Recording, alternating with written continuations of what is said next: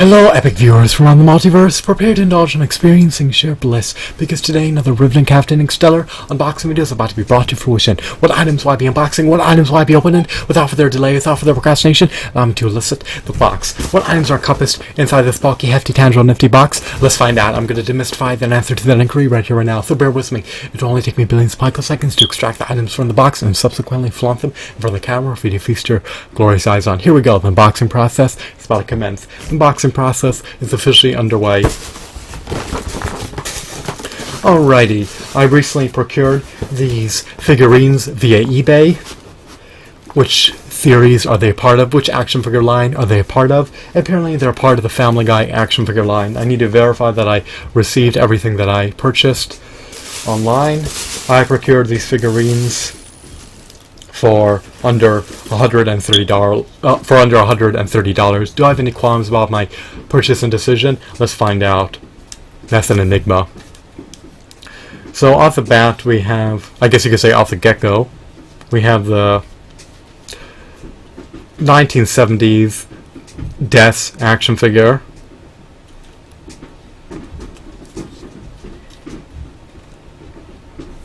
His cloak is seemingly marred with a scratch that disconfigures its appearance. It may be arduous for you to pinpoint unless you see him in person. Can you see that scratch? I'm honing in on it. Does it agitate me? Does it infuriate me? Yes, but I should view this figurine from a holistic perspective. As a totality, this figurine is stellar. He's robust. He's intricate. He's dynamic. He can be placed into nearly any dynamic pose that you can conceive, as long as it involves keeping his legs stagnant and only flailing his arms to a certain degree.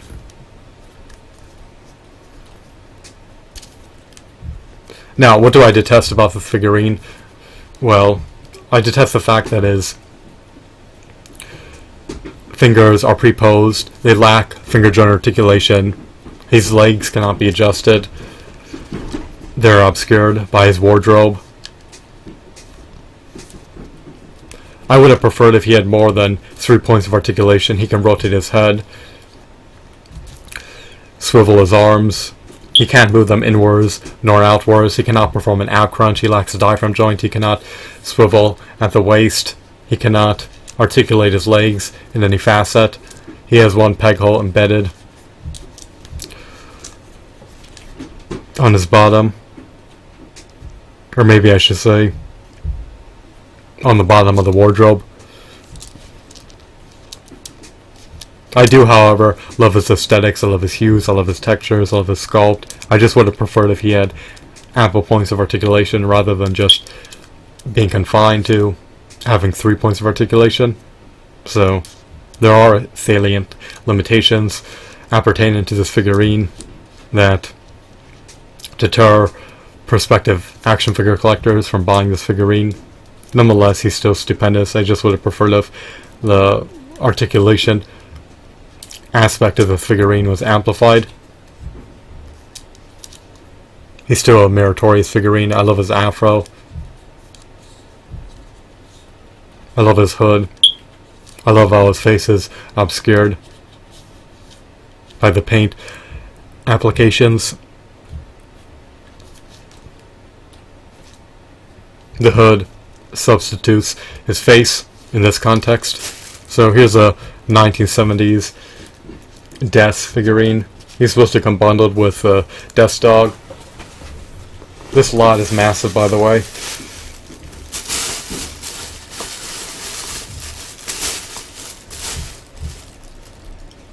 Here's a news reporter from Family Guy, or the news anchor.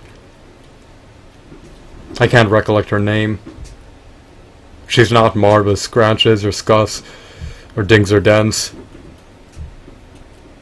She's in near pristine condition. She's practically unscathed. Again, my only gripes appertaining to this figurine is that she only has 3 points of articulation. I guess that's the trend with these figurines. I guess that's the common theme, or commonality, or a common feature. Actually, I retract my previous statement. She apparently has 5 points of articulation. She could have been more intricate. She could have been more dynamic. She could have been more novel. She's relatively flimsy. Is her face gaunt? Is she slender? Is she slim? Well, she could utilize more plastic, to say the least. Nonetheless, she's not an abysmal figurine, but I would have forgone purchasing her if she didn't come bundled with a lot. She's not very meritorious, in my humble opinion. I don't care too much about the figurine. I should be grateful. I shouldn't wallow in negativity, but I guess you could say I'm opinionated. So it's expected that I have my own sentiments and my own thoughts and my own opinions about action figures and other hunks of plastic that I procure with my hard-earned money. Here's a pirate character from the Family Guy series. He's more intriguing than the news anchor figurine.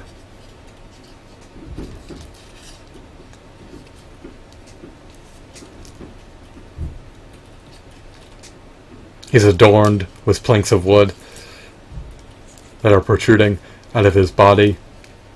They've displaced his appendages. Or wooden... I'm not sure what would you call these, planks of wood or wooden spikes. Who knows? Who knows? Who cares? This old trivial nonsense. But I do love the figurine's attire. He emulates the appearance of the pirate character from the Family Guy series.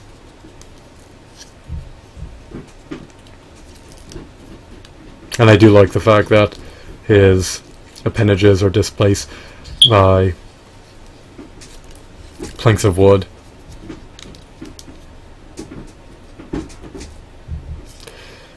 It's unfortunate that he's relegated to a stand, but it's not the end of the world, because if he wasn't, then it would be more arduous to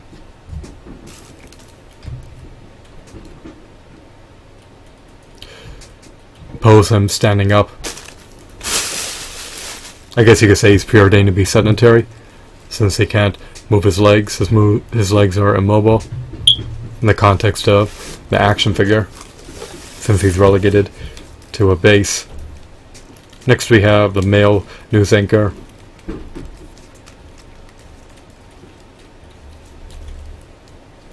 He has a double chin. He has an egregious mustache. His appearance is a bit tainted with minute scratches. They're not too much of a issue, but they do grind my gears or agitate me. They invoke my rage. I want my figurines to be unscathed. I want them to be in pristine condition and in mint condition, but you can't always get everything you desire. There's no peg holes embedded on the bottom of his shoes. Just like the other figurines, he only has 4 points of articulation. Actually 3 is relatively disappointing. At least he can swivel his waist, but that's not really a redeeming feature. He's still not a stupendous figurine. Sure, he emulates the appearance of the newscaster derived from the Family Guy series, but he's slacking articulation-wise. Actually, he has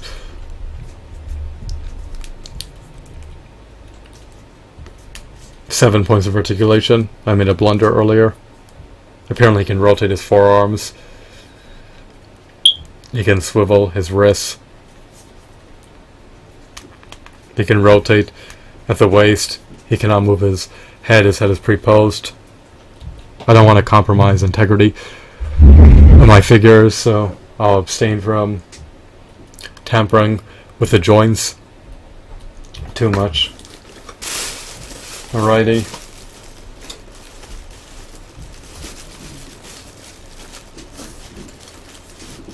Next we have this character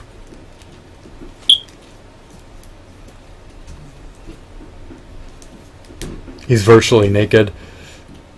He does wear underwear, so he's technically not naked. I detest the fact that his knees are bent and cannot be adjusted. They cannot be stretched out. They cannot be elongated.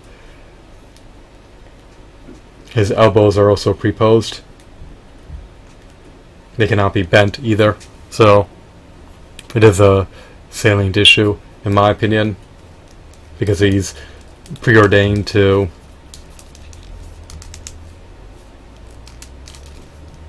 sit rather than stand. So he'll take up more space in the context of width than the standard typical average conventional Family Guy action figure. So here he is. I'm not sure what his moniker is. Maybe it's a grease man or something. Who knows? Who cares? He's in better condition than some of the other figurines that I possess. He does not have beady little eyes. They're bulging out. They look like they're dilated. They look like they're protruding out of his eyeball sockets. But it's not too much of an issue. At least he emulates the appearance of one of the Family Guy characters. Followed by him, we have Peter Griffin, who's adorned with astronaut attire.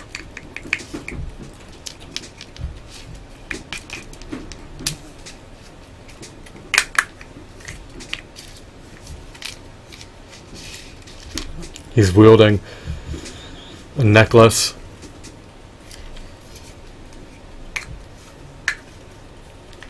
He has roughly 5 points of articulation. He can rotate his head. He can ascend his arms and descend them at your own discretion. He can also rotate his forearms to a certain degree.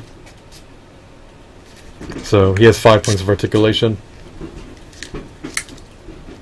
His antenna is intriguing.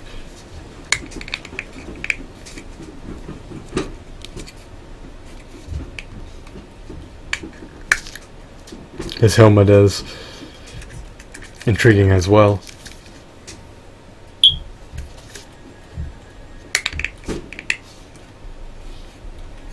The covering for it can be adjusted at your own discretion. Or the window of the helmet. I'm not sure what to call this particular hunk of plastic. Maybe I could look it up later to educate myself in this context. But it can be adjusted upwards and downwards. It's kind of like a cockpit for an airplane. That could be ascended or descended at the pilot's own discretion. And this little window, I mean, I'm not even sure if it's supposed to be called a window. It could be ascended and descended. Maybe it is called a window, who knows. I overthink trivial issues. I need to take a break. I'm famished. I'm dehydrated.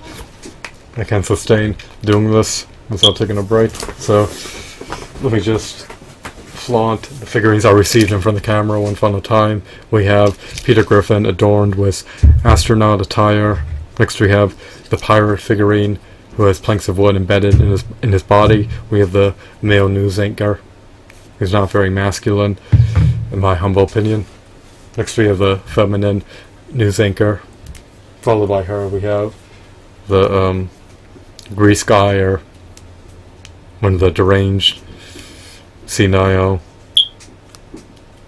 ludicrous characters from the series. I guess he's always supposed to be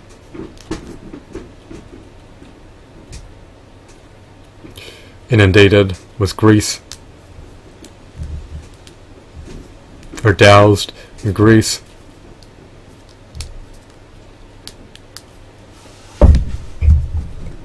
Let me see if I can find his name real quick.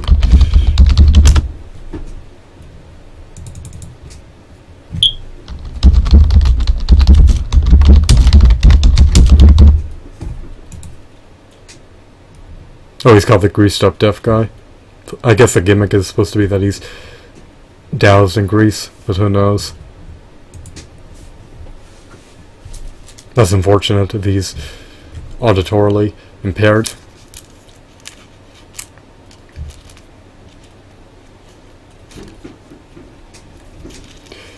Maybe his other senses have augmented post him becoming deaf, but who knows. And then we have the variant of the deaf character. We have the variant of the death character. Sorry about the blunder. He's a 1970s version of Death. He has a lavish necklace, to say the least. He's missing his thighs, but that may be embedded in the bowels of the box. That may be confined to the bowels of the box. I have to explore the depths of the box and see if I can locate it. So, overall, out of the lot thus far, these are probably my two favorite figurines. I just would have preferred if they had more points of articulation, and they had absolutely zero scratches, but we can't get everything in life that we yearn for, right? I do have another Das figurine, so maybe the second one is in better condition than the first. Maybe it supersedes the first condition-wise, but we'll find out. So, for under $8 per figurine, I can't really complain too much. I can reserve my complaints for another time. I don't need to harp on negativity. I should be appreciative. I should be grateful. I should be graced by the presence of more inanimate hunks of plastic. I shouldn't be discontent.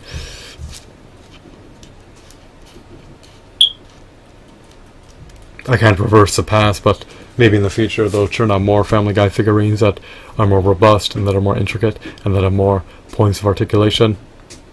These figurines do not have ample points of articulation, so if you're looking for figurines to place into any dynamic pose that you could conceive at all, then forgo buying these figurines. However, if you're an avid devout Family Guy fan, then these figurines will likely appease you. So I'll continue unboxing this action figure lot that I procured via eBay in a future video, so stay tuned for my subsequent videos that are preordained to be released in the pending future. By the time you watch this video, the other unboxing videos of the Family Guy action figure lot will likely be created and uploaded onto the video hosting website, YouTube. So thanks for watching this video. I hope that you deemed it to be enthralling and insightful. Have a wonderful, marvelous day. Goodbye.